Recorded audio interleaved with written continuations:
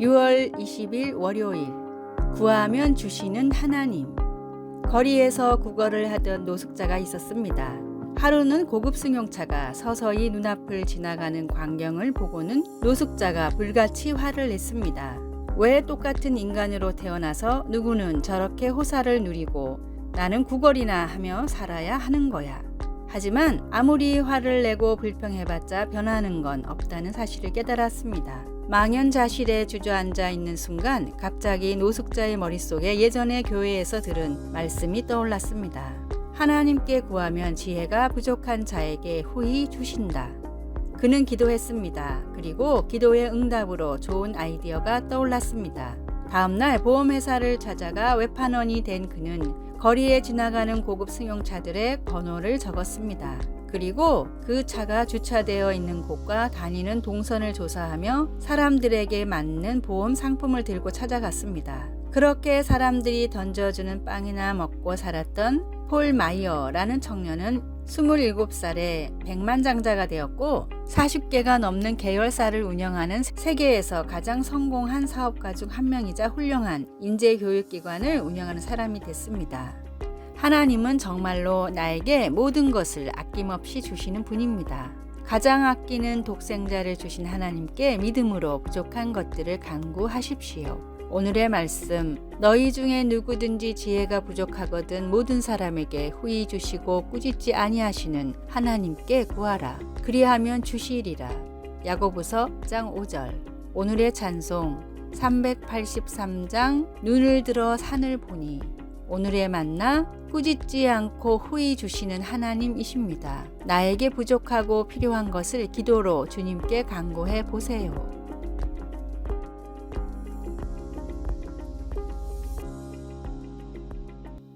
6월 21일 화요일. 그리스도를 섬김. 한 친구가 이렇게 말한 적이 있습니다. 사람들에게 내가 비서라고 말하면 그들은 나를 조금은 동정 어린 눈빛으로 바라본다. 하지만 내가 누구의 비서인지 알고 나면 그들은 곧 눈이 커지며 존경의 눈빛을 보내지. 다시 말해 세상 사람들은 어떤 식으로든 부자나 유명인과 관련되어 있지 않다면 어떤 직업은 다른 직업보다 덜 중요하다고 평가하는 경우가 많습니다. 그러나 하나님의 자녀는 우리가 주 예수님을 섬기고 있기 때문에 그 직장의 상사가 누구이든 어떤 직업이더라도 상관없이 자부심을 가지고 일할 수 있습니다. 에베소서 6장에서 바울은 종들과 주인들에게 이야기하면서 그들 모두가 하늘에 계신 주님을 섬기고 있음을 상기시키고 있습니다. 그러므로 우리는 그리스도를 섬기며 그분을 위해 일하고 있기 때문에 모든 일을 할 때 진실한 마음으로 성실하게 그리고 겸손하게 해야 합니다.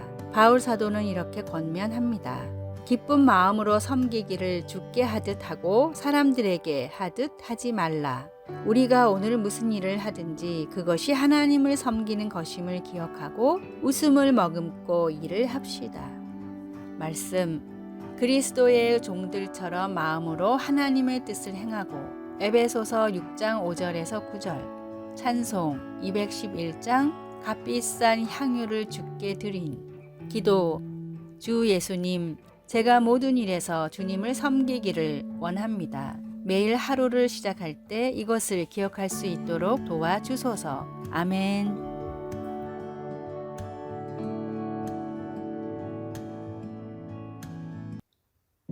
6월 22일 수요일.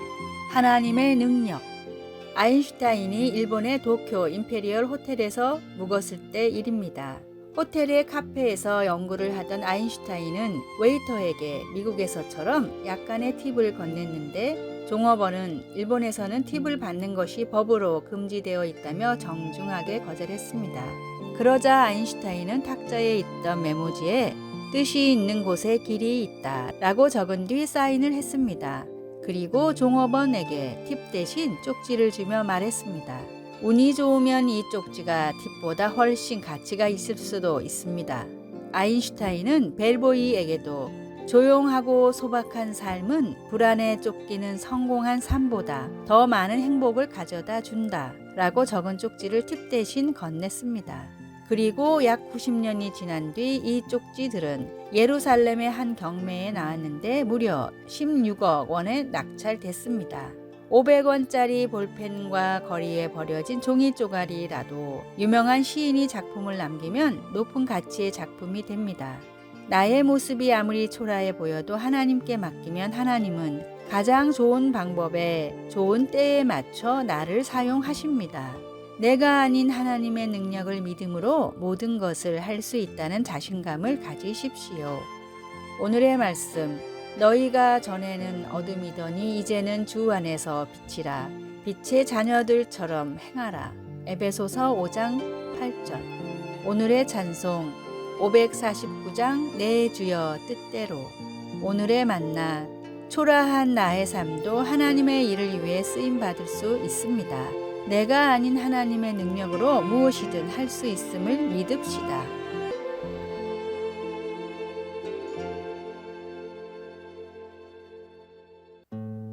6월 23일 목요일, 경고히 설 곳. 조지아주 사바나에 있는 유서 깊은 강가 산책로는 온갖 종류의 자갈로 포장되어 있습니다.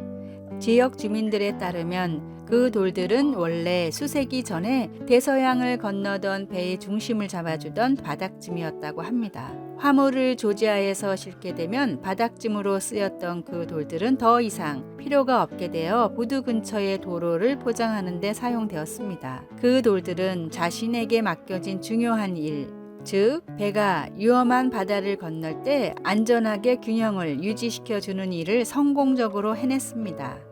때때로 우리는 우리의 삶이 마치 높은 파도가 요동치는 것과 같다고 느낄 수 있습니다. 옛날 범선이 그랬던 것처럼 우리에게는 인생의 풍랑을 헤치고 항해하도록 도와줄 안정과 균형이 필요합니다. 다윗에게도 위험한 순간이 있었지만 절망적인 시간을 잘 인내하고 난 후에 그를 안정과 균형으로 보호하신 하나님의 성품을 찬양하였습니다. 다윗은 나를 기가 막힐 웅덩이와 수렁에서 끌어올리시고 내 발을 반석 위에 두사 내 걸음을 견고하게 하셨도다 라고 선포하였습니다. 다윗은 전투와 개인적인 실패, 가족 간의 분쟁을 경험하였지만 하나님은 그에게 견고히 설 곳을 주셨습니다. 그래서 다윗은 우리 하나님께 올릴 찬송을 노래하였습니다. 어려운 시기에 닥치면 우리 역시 능력 있으신 하나님을 바라보며 그분만이 주실 수 있는 안정을 구할 수 있습니다. 말씀, 나를 기가 막힐 웅덩이와 수렁에서 끌어올리시고 내 발을 반석 위에 두사 내 걸음을 견고하게 하셨도다. 시편 40편 1절에서 5절. 찬송 488장 이 몸의 소망 무언가. 기도, 하나님 아버지의 영광을 나타낼 영원한 유산을 남기기 위해 아버지의 지혜를 저희에게 내려 주소서. 아멘.